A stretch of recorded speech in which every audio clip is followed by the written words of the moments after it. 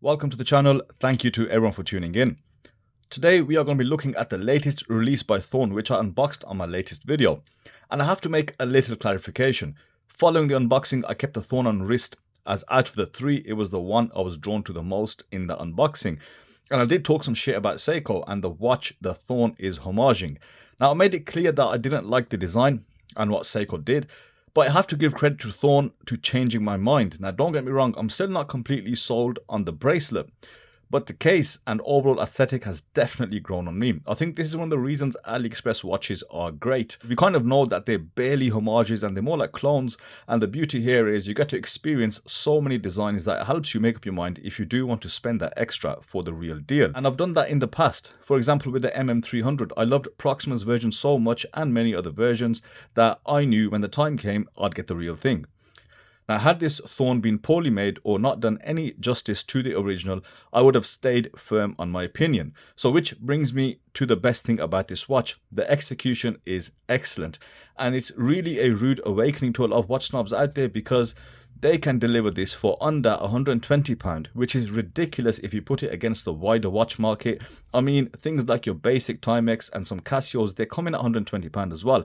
And this is a whole lot of watch for that money. So I did show quite a bit of the watch on the unboxing, so let me take you through some of the finer points which I've noticed. Let's go with the case firstly. As soon as you pick this watch up, it feels very substantial. It weighs in at around 177 grams and it feels very robust. Now the next thing which does stand out is that chunky bezel, which feels really refined to hold. So when you look closer, you see the finer details like the polishing on the edge, followed by the brush sides, which does give it an enhanced look and feel. Now functionally it is good, it just needs a bit of wearing in. Initially it was a little stiff, but since rotating it again and again and since the time I've spent with the watch, it has loosened up quite a fair bit. And there's just around, I'd say less than half a mil of bit of play, which isn't bad at all. Now the bezel insert is quite high end as well. Just looking at the small detail of that subset pip, notice how refined that looks. You've got a silver frame and it gives off a well finished feel. Now around the case there isn't a single unfinished surface. You've got soft circular brushing on the A face, and then you've got horizontal satin brushing to the sides. It's broken up by a very crisp polished bevel, which has the slightest bit of taper as it goes down towards the lugs, which again really does enhance that case aesthetic. And it's the finer details which have been captured here which led me to change my mind on the Seiko it's homaging.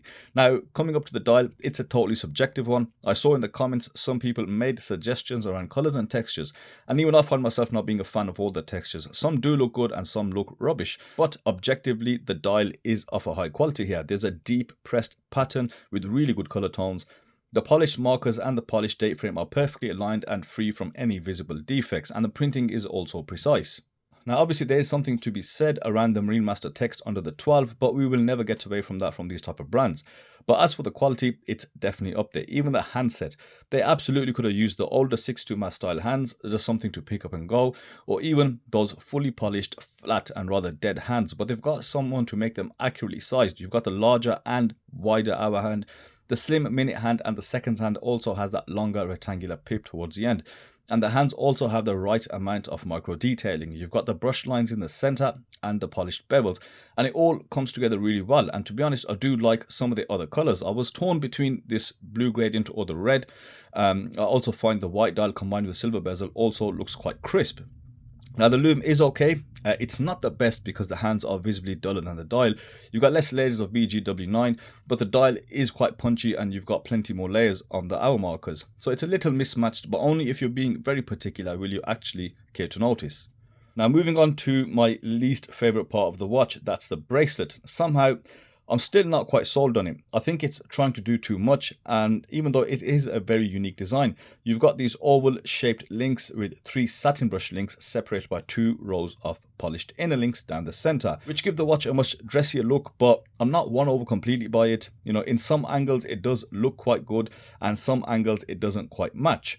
But in terms of actual build quality, they're all individual links, individually finished, which is great, but they're held together by split pins, which is expected at a low price point. Now the bracelet is completed by a very standard off the shelf and sterile clasp, which is a fold over clasp, twin pushers, fairly well finished as well. You can see that soft brushing which I've managed to scratch up, those polished bevels, and you've got a total of 5 micro adjustments.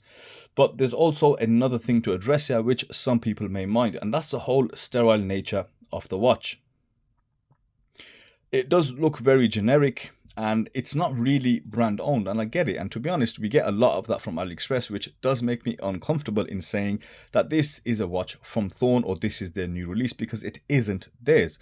People have been buying these cases pretty much everywhere on AliExpress recently, so treat it as what it is. If you're into modifying or watch mods, or you want to make this your own, you can definitely do that. But on AliExpress, the case and the bracelet is around £60 to £70, and you still got to get the right handset, the right dial, and also the movement, and more importantly, something which is a bit particular to this watch are spring bars, which you will struggle with, as when I removed the bracelet I did notice the spring bars were curved, or they've been kind of bent in to make this fit. But if you were to get the Thorn for under £120, then all you have to do is do a dial swap and you have everything else and none of the Thorn branding. So you've got to make the best with what you have. Now, finally, on wrist, the bracelet is quite comfortable, which is why I'm kind of torn on it.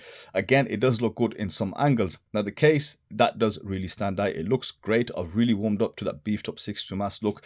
And I think the bezel is responsible for the majority of that. And also the fine level of finishing, it really does stand out on the case. And overall, it does wear quite well. But my wrist is 6.5 inches, and I think it would fit a lot better on, let's say, a 6.75 inch or a 7-inch wrist. But let me put it across to you guys in a very easy way. I'm going to be keeping this watch, and it's going to be redialed, and that'll be put into my collection. So that should tell you what my thoughts are. So that's it from me today, guys. As always, please share your opinions below with the community, and I will see you on the next video. Thank you all for watching.